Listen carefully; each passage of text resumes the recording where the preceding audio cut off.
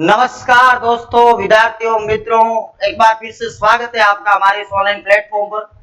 मैं महिपाल फड़ोदा फिर से आपका स्वागत करता हूं। हम लोग पढ़े थे क्लास 12th की प्रायिकता, और प्रायिकता में एक प्रश्नावली हम लोगों ने क्या कर दी थी, कंप्लीट कर दी थी, खत्म कर दी थी। आज हम लोग प्रश्नावली 13.2 पर डिस्कस करेंगे। देखो 13.2 जो प्रश्नावली है वो आपकी आधारित रहने वाली है स्वतंत्र घटनाओं और प्रायिकता के गुणन नियम। वो स्वतंत्र घटनाएं आएगी आपके पास और प्रायिकता का गुणन नियम भी आएगा। दो टॉपिक इसके अंदर रहने वाले हैं, एक स्वतंत्र घटनाएं, आधे क्वेश्चन उसके होंगे, और प्रायिकता के गुणन नियम के स्टार्टिंग के क्वेश्चन शुरू हो जाएंगे।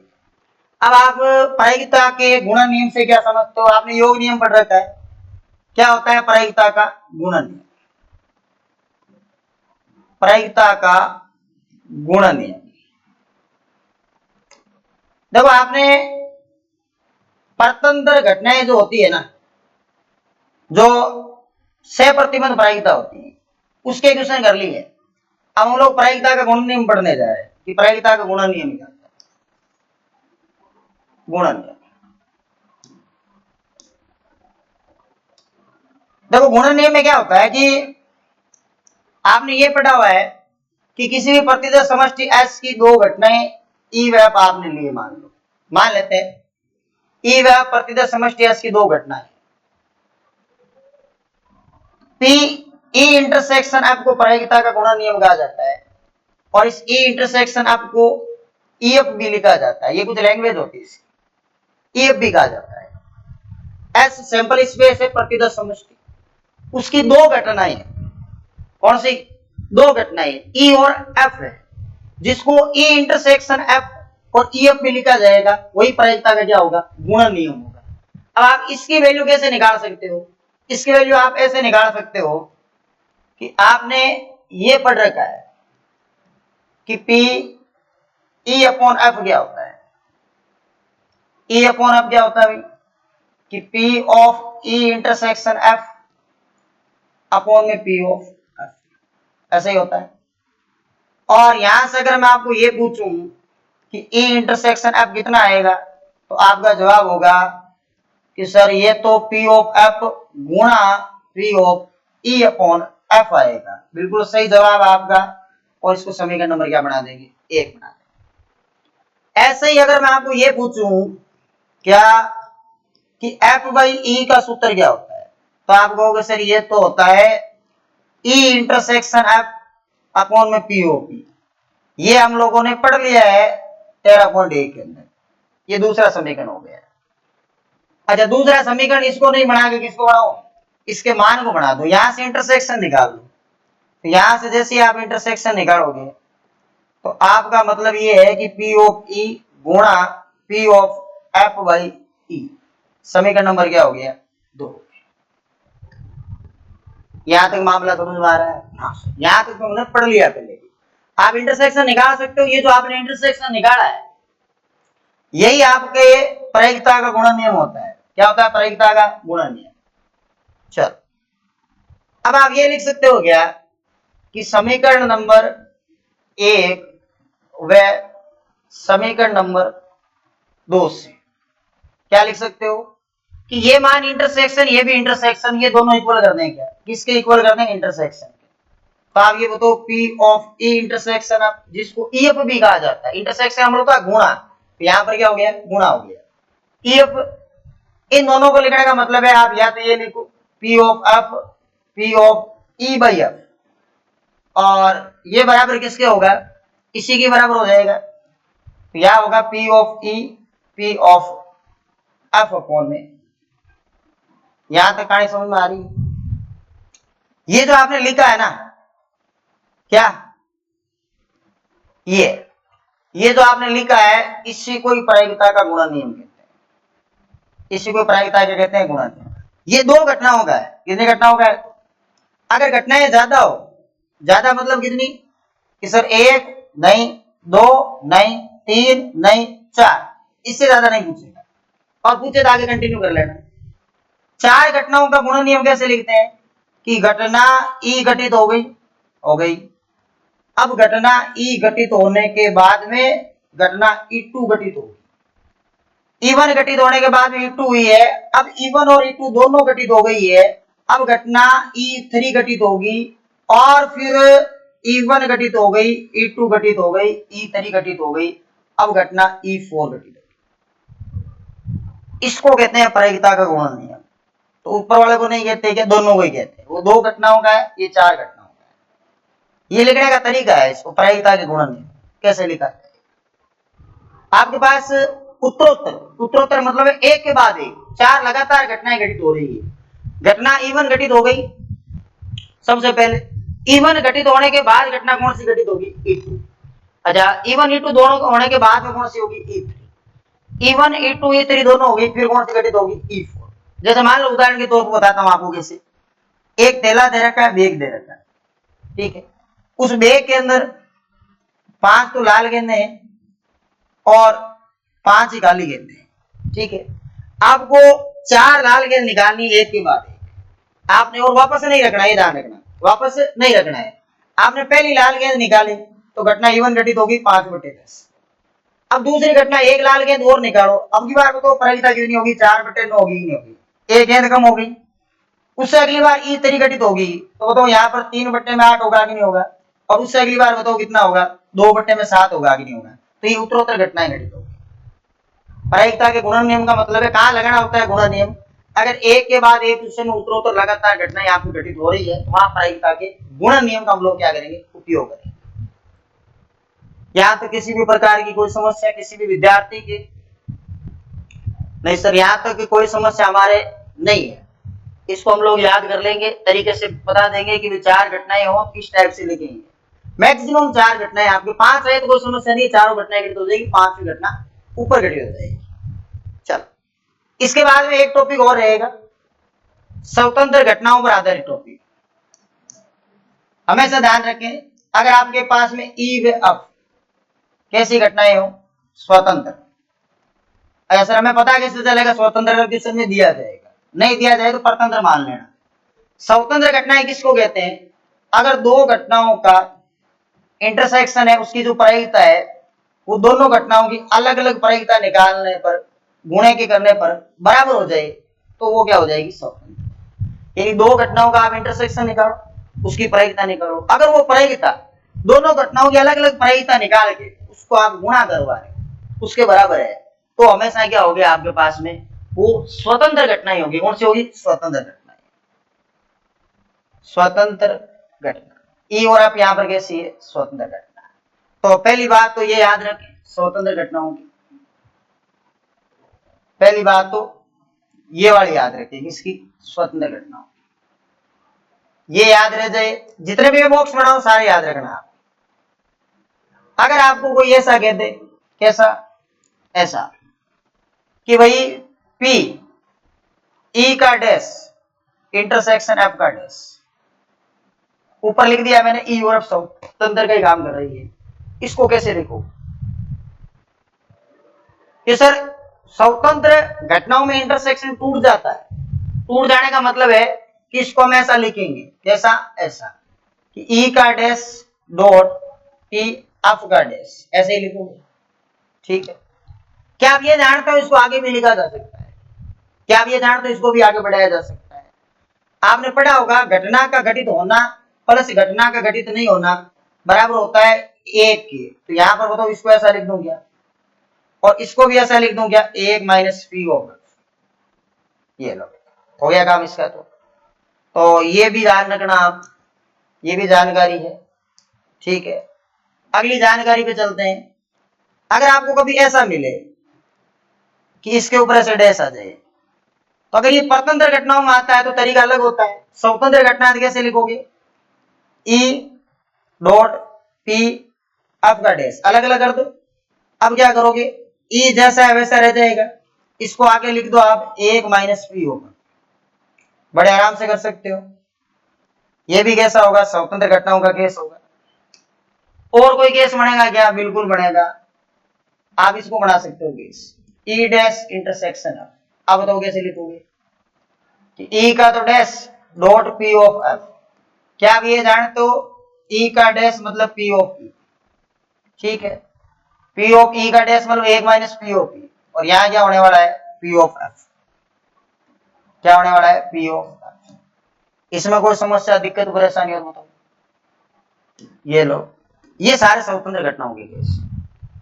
जितनी भी अगर कोई भी क्वेश्चन आ रहा है उसके अंदर अगर ये मेंशन नहीं किया हुआ है स्वतंत्र घटना है, तो आपको परतंत्र से ही क्वेश्चन करना है। अच्छा, इनके मैं आपको पहले ही बता चुका हूं परतंत्र घटनाओं के।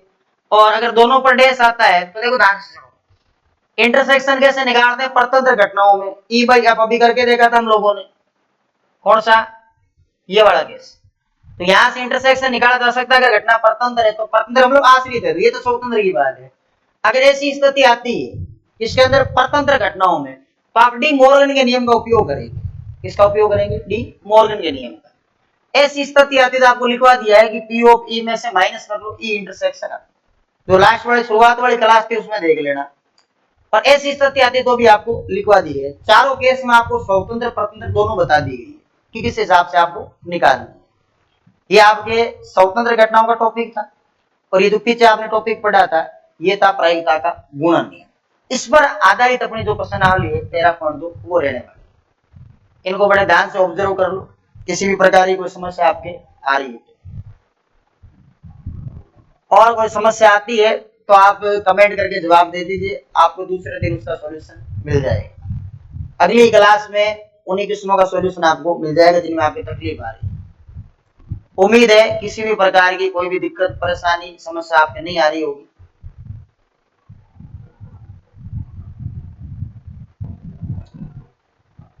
चलो भाई आगे बढ़ाते हैं।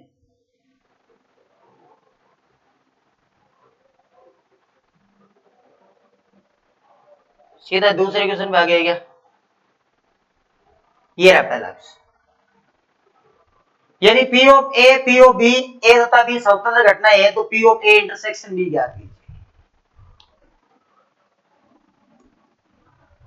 ये कह रहा है कि आपके पास में ए और बी कैसी घटना है, स्वतंत्र। इंटरसेक्शन कैसे ज्ञात करते हैं, एकदम सिंपल काम है। अगर ए और बी स्वतंत्र घटना है, इंटरसेक्शन ज्ञात करने के लिए आपको पता है बिल्कुल जोर नहीं आने वाला, दोनों को अलग अलग करते हैं। अलग अलग करेंगे तो ए इंटरसेक्शन बी तो हो गया। पी ऑफ ए कितना है, 3/5। पी ऑफ बी कितना है, 1/5। 3 में क्या आ जाएगा, 25। ये खत्म हो गई। एकदम सिंपल क्वेश्चन कि अगर ए और बी स्वतंत्र घटनाएं हैं तो आप समझ सकते हो कि इंटरसेक्शन कैसे आता है। दूसरे को छोड़ दो फिलहाल, तीसरे को भी छोड़ो, पहले स्वतंत्र घटनाओं की क्वेश्चन देखेंगे। छठे से शुरू कर, उनको इसीलिए छोड़ा है क्योंकि वो स्वतंत्र घटनाओं के नहीं है, वो प्रायिकता के गुणन नियम से होंगे। छठा ये कह रहा है कि मान लें ई और एफ दो घटनाएं इस प्रकार की है कि पी ऑफ ई है, पी ऑफ एफ है, इंटरसेक्शन है, तब क्या ई और एफ स्वतंत्र है। कैसे पता लगता है स्वतंत्र का, स्वतंत्र का पता लगाना है तो हमेशा ध्यान रखें इंटरसेक्शन की वैल्यू देख लें कितनी आ रही है। इंटरसेक्शन की वैल्यू है अपने पास में 1/5। वही वैल्यू किसकी आनी चाहिए, ई और एफ का गुणा करवाने पर। ई कितना है 3/5, एफ कितना है 1/10। यही होगा क्या, सॉरी 3/10, ऐसा है क्या। ये हो गया भाई टोटल आपके 9/50। अब आप ये बताओ 9/50 इसके बराबर हो सकता है क्या, 9/50 इसके बराबर हो सकता है या नहीं हो सकता। अगर 9/50 इसके बराबर नहीं हो सकता तो आपको पता है ये घटनाएं स्वतंत्र नहीं है। यानी आप ये कहोगे कि E intersection F is not equal to P of E गुणा P ऑफ F के। अतः हम लोग ये कह सकते हैं कि E व F स्वतंत्र नहीं है। E व F क्या नहीं है, स्वतंत्र नहीं। ये बात है, समझ रहे हो बात को कैसे, बिल्कुल बड़े आराम से समझा जा सकता है इस बात को। वैसे कोई ज्यादा तकलीफ तो नहीं। और इस पर ध्यान दिया जाए थोड़ा, ए और बी ऐसी घटनाएं हैं कि P of A union P of B, P का मान ज्ञात करे, घटनाएं फर्जी घटनाएं स्वतंत्र है। चलो जो जो जानकारी है अपने पास पहले वो बोलो, कौन कौन सी जानकारी है। जानकारी अपने पास में पी ऑफ ए की है, कितनी है भाई, 1/2। अपने पास में यूनियन की जानकारी भी है, कितनी है, 3/5 है। और पी ऑफ बी की भी जानकारी है, कितनी है, पी। अब आपको पी की तो वैल्यू निकालनी है, कब कब निकालनी है, पहला कह रहा है जब घटनाएं कैसी हो, अपवर्जी। अपवर्जी घटनाओं में आपको पता हो तो योग नियम जो होता है प्रायिकता का, योग नियम क्यों लिख रहा हूं, यहां से देख लिख रहा हूं। योग नियम क्या होता है, P of A plus P of B minus P of A intersection.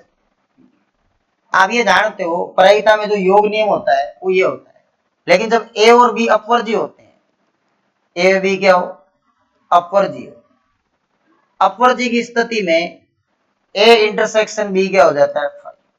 जैसे ही ए इंटरसेक्शन बी फाइव होगा तो ये पोर्शन क्या हो जाएगा, 0।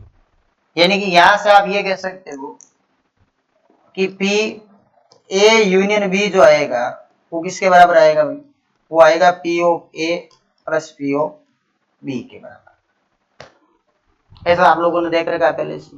अपवर्जी घटनाएं कौन सी होती है, जब ए और बी या मान लो दो घटनाएं हैं, उनका इंटरसेक्शन करने पर क्या आ जाता है, फाइव आ जाता है, वही क्या कहलाती है, अपवर्जी। इंटरसेक्शन फाइव होगा जिसकी प्रायिकता क्या हो जाएगी, 0 हो जाएगी। अब आप बड़े आराम से यहाँ वैल्यू रख दो, इसकी जो वैल्यू आएगी वो आएगी 3/5।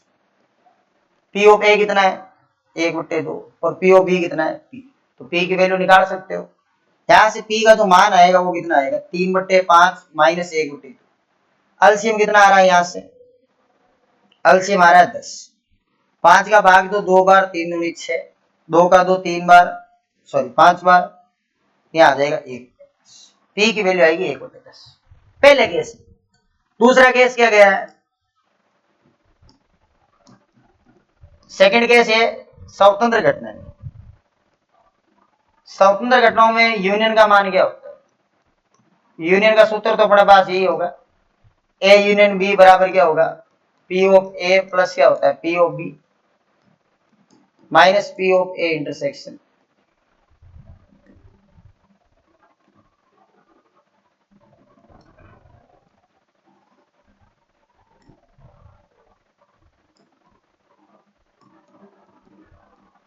यही होता है क्या नियम, ए यूनियन बी बराबर P of A plus P of B minus A intersection, ऐसे ही होगा। अब आप ये बताओ कि अगर ए व बी स्वतंत्र है, ए और बी क्या है, स्वतंत्र है, तो ये वाली जो चीज होगी टूटेगी कि नहीं टूटेगी, ऐसा लिखवाया था मैंने आपको। ये टूटने का मतलब ये है, ये अगर टूटेगी तो ए यूनियन बी का मान किसके बराबर आएगा, P of A plus P of B minus, ये टूटने का मतलब है पी ऑफ ए डॉट क्या बनेगी, पी ऑफ बी तो बनेगी। टूटने का तात्पर्य यही हुआ, P of A dot P of B. क्योंकि अगर स्वतंत्र घटनाएं हैं तो ए इंटरसेक्शन बी 100% कितना होगा, ए इंटरसेक्शन बी क्या हो जाएगा, 100% पी ऑफ ए और पी ऑफ बी के बराबर होगा, नहीं होगा, ए इंटरसेक्शन तो बी होगा। अब आपके पास पी ऑफ ए की भी वैल्यू है, बी की भी वैल्यू है, यूनियन की भी वैल्यू है। आप इसमें जैसे ही पुट करेंगे, जैसे आप इसमें पुट करेंगे तो आपके पास पी निकल के आएगा। अच्छा, पी इसमें भी आया, इसी केस में अलग अलग दो केस बनाए, एक अपवर्ती घटनाओं का केस है और एक कौन सा है, स्वतंत्र घटनाओं का केस है। तो यहाँ जैसे हम लोग पी की वैल्यू पुट करेंगे, यहाँ इंटरसेक्शन की वैल्यू पुट करो कितनी है, यहां से इंटरसेक्शन की वैल्यू, माफ कीजिए यूनियन की वैल्यू है ना, यूनियन की वैल्यू है 3/5। इंटरसेक्शन की आवश्यकता ही नहीं है, पी ऑफ ए कितना है, 1/2 है, बी कितना है, पी है, माइनस 1/2 और बी कितना है। अब ये पूरा पी है, ये आधा पी है, और इसको आप इस साइड ले लो, आधे पी को अगर घटाओगे पूरे पी में से p/2 ही बचेगा। इसकी कैलकुलेशन पहले की थी, 1/10 आ रही है, यहाँ 1/10 करो, p/2 टिंगड़िंग टिंगड़िंग टिंगड़िंग, 2 में क्या हो जाएगा 10, और ये हो जाएगा 1 में कितना 5, ये हो जाएगा 1/5। पहले केस में 1/10 आएगी वैल्यू, और दूसरे केस में कितनी आ जाएगी, 1/5। इसमें देखो किसी भी प्रकार की कोई दिक्कत है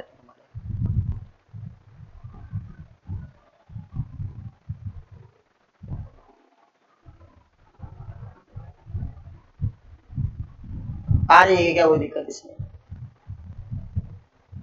उम्मीद है किसी भी प्रकार की आपके कोई भी दिक्कत नहीं आएगी।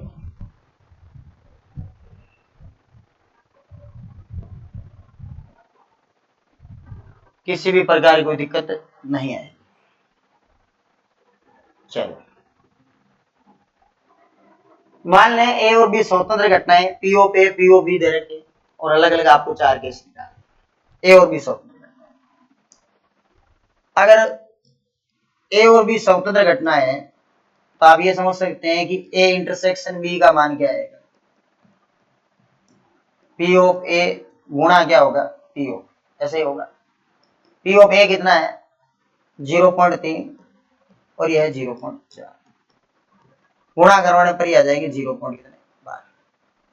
और सेकंड केस कह रहा है कि अगर स्वतंत्र घटना है तो ए यूनियन बी क्या होगा। तो इसके लिए अपने पास सूत्र होता है, अभी लिखा ही था, ए यूनियन बी बराबर होगा P of A plus P of B minus P of A intersection. अगर बात स्वतंत्र घटनाओं की हो रही है तो इंटरसेक्शन आपको पता है टूटेगा, टूटेगा तो इसकी जो वैल्यू आएगी वो वैल्यू किसकी इक्वल आएगी, पी ऑफ ए गुणा पी ऑफ किसके आ जाएगी, बी क्या आएगी, टूटेगा इंटरसेक्शन। अब आप वैल्यूज रख दो, वैल्यूज रखोगे तो देख लो यहां पर यूनियन है तो यूनियन की वैल्यू तो हम लोगों को निकाल, यहां पर पी ऑफ ए की वैल्यू कितनी है, पी ऑफ ए की वैल्यू अपने पास में 0.3 है, बी की वैल्यू 0. कितनी है 4, माइनस पी ऑफ ए और बी 0.3 और 0. क्या हो जाएगा 4, ऐसे होगा। ए यूनियन बी बराबर, इसको 0.7 बोल रहे हो, यहाँ 0. क्या हो जाएगा 12 हो जाएगा। तो यहाँ ए यूनियन बी है, 7 का मतलब ये 70 हो जाएगा, 70 में से 12 घटा लो 0.5, इसकी वैल्यू आ जाएगी 0.5। तीसरा केस ये कह रहा है कि ए बाई बी बताओ।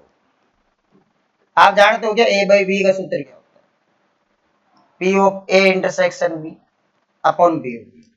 लेकिन जब केस स्वतंत्र घटनाओं का हो तो इसको भी तोड़ के लिखा जा सकता है, और जैसे इसको तोड़ेंगे ये पी ऑफ बी है, पी ऑफ बी से बी कट जाएगा, कटेगा तो यहां से उत्तर आएगा पी ऑफ ए, और पी ऑफ ए का उत्तर कितना है 0.1, ये 0।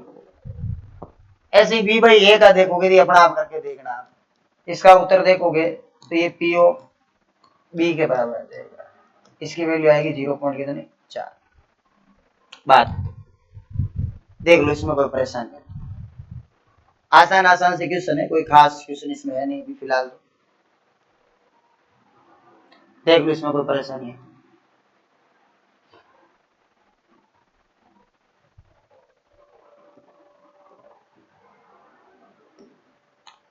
हाँ इसको देख लो पहले ध्यान से, कोई दिक्कत है दिक्कत नहीं आनी चाहिए। आप इस बात को समझने का प्रयास करें कि स्वतंत्र घटनाओं में इंटरसेक्शन हमेशा, जैसे ई और एफ है तो P of E intersection F का मतलब P of E dot P of F होता है, जबकि परतंत्र घटनाओं में टूटता नहीं। कैसे पता लगता है, किसी क्वेश्चन में दिया होता है, अगर आपको कुछ भी क्लियर नहीं किया हुआ है, किसी भी क्वेश्चन में कुछ भी क्लियर नहीं किया हुआ है तो आप हमेशा ध्यान रखें, आप उस क्वेश्चन में परतंत्र घटना मान के क्वेश्चन को करें।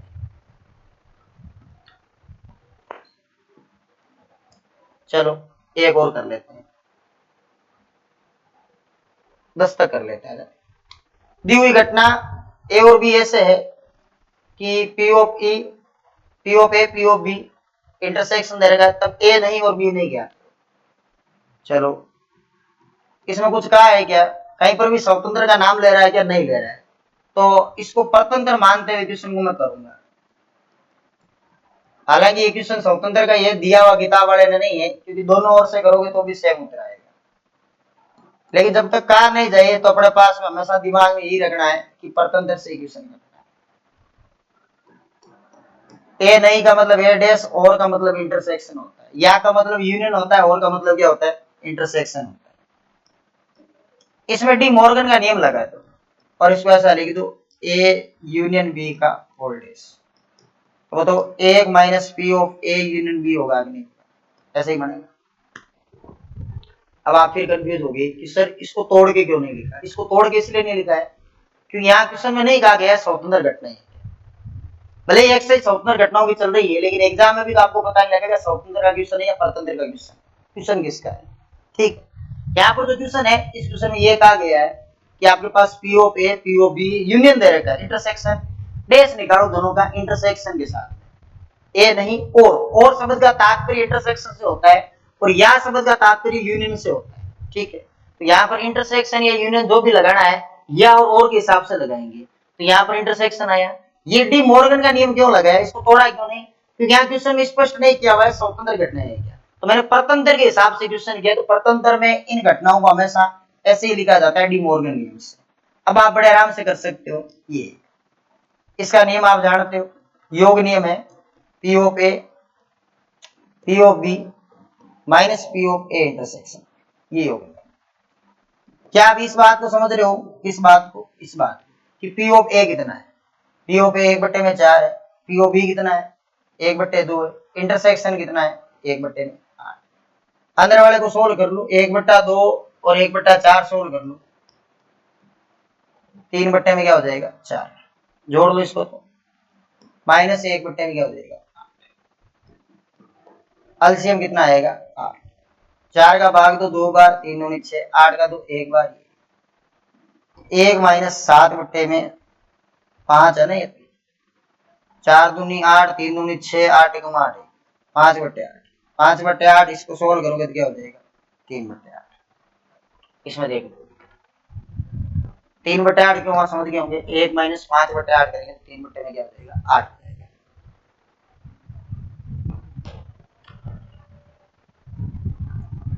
कोई समस्या का विषय नहीं है, यहाँ तक कि किसी भी प्रकार की कोई दिक्कत आपके नहीं आ रही।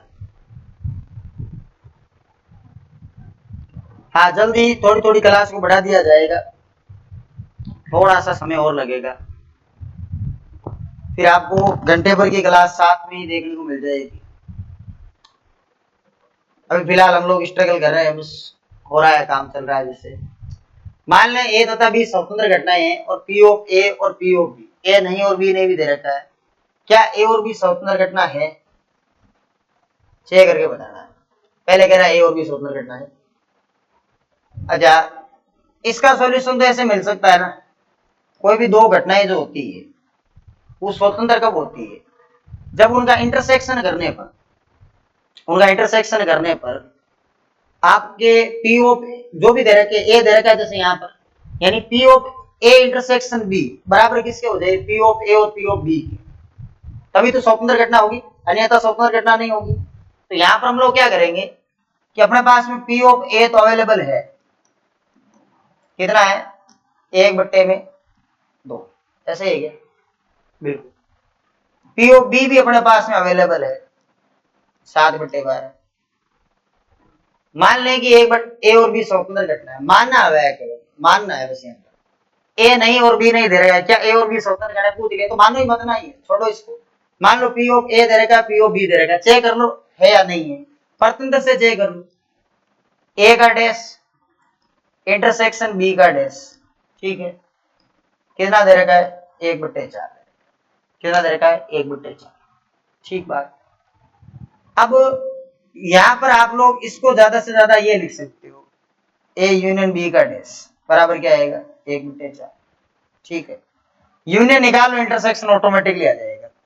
इसको क्या 1 minus P of A union B बोल दो, सामने कितना है 1/4, इसको उस साइड भेजो, तो यहां से बताओ ए यूनियन बी कितना आया 1 माइनस 1/4, ये आएगा 3/4।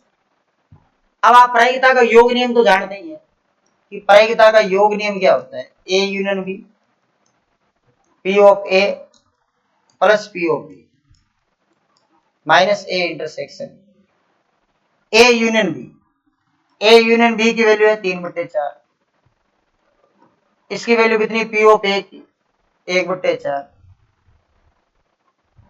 पी ऑफ ए की वैल्यू 1/2, पी ऑफ बी की कितनी है 7/12। यहां से किसकी वैल्यू आएगी इंटरसेक्शन, इसको उधर भेज दो, इसको उधर ए इंटरसेक्शन, एलसीएम ले लो 12 इसका, 2 का भाग 2 6, ये 7, माइनस आएगा 3/4। दोनों का एलसीएम 12 लो, ये तो 13 का 13 ही होगा। 4 का भाग कितनी बार जाएगा? 3 बार। कितनी बार जाएगा? 3 बार। 4 का भाग कितनी बार जाएगा? 3 बार। 3 गुणा 3 क्या हो जाएगा? 9। यहाँ होगा 4/12। 4/12 का मतलब कितना हो गया भाई? 4 एकम 4, 4 3 12, 1/3 आ रहा है। क्या इन दोनों को गुणा करने पर भी 1/3 आ रहा है? नहीं आ रहा है। तो ये स्वतंत्र घटना है, ये स्वतंत्र घटना नहीं। यहां तक किसी भी प्रकार की परेशानी हो तो देख लो, इसमें 7/12 है। यहाँ पर किताब एक बार चेक जरूर कर ले। 1/2 है, डैश निकालेंगे तो डी मॉर्गन नियम से ऐसा लिख सकते हैं। ऐसा लिखने के बाद ऐसा लिखेंगे, यहाँ से यूनियन का आएगा 3/4, यूनियन 3/4 हो गया। यहाँ पर ए का मान 1/2 हो गया, बी का मान 7/12। इंटरचेंज कर लो, एलसीएम 12 ले लो, 2 का भाग 6 बार और यहाँ 7 आएंगे, 7 से 13 बनेंगे, एलसीएम 12 ले लो, 3 गुणा 3 9, 4 में क्या हो जाएगा? 12। 4/12 मतलब 1/3। तो यहाँ आप ये लिखोगे कि पी ऑफ ए इंटरसेक्शन बराबर नहीं आ रहा है पी ऑफ ए गुणा पी ऑफ, इन दोनों के गुणे के बराबर नहीं आ रहा है। बराबर जब नहीं आता है तो उसको कहेंगे ए और बी स्वतंत्र नहीं है, ए व बी स्वतंत्र नहीं है। इस पर फोकस रखना, ए और बी यहां से स्वतंत्र नहीं है। यहां तक देख ले, किसी भी प्रकार की कोई समस्या परेशानी हो, इसके आगे की जो भी क्लास होगी वो लंबी क्लास आएगी। आप अगर आप चैनल पर हमारे नए हो तो चैनल को सब्सक्राइब जरूर करें, लाइक करें और शेयर जरूर करें। जो भी बच्चे हैं, आपको पूरा सिलेबस उदाहरणों के साथ में, अतिरिक्त क्वेश्चनों के साथ में, बहुविकल्पीय प्रश्नों के साथ में, जो भी आपका पैटर्न आएगा पैटर्न के हिसाब से आपको अवेलेबल करवा दिया जाएगा। मिलते हैं अगली क्लास में, अगले लेक्चर में। धन्यवाद। तब तक के लिए आप बढ़िया पढ़ाई करो और जो भी कोई प्रॉब्लम आती है उसका आप कमेंट करके जवाब जरूर लिखें। और अगर आपको क्लास अच्छी लगती है, वीडियो अच्छा लगता है तो उसका कमेंट करके आप जवाब जरूर दीजिए, ताकि उससे हमारा भी मनोबल बढ़े। धन्यवाद। जय हिंद।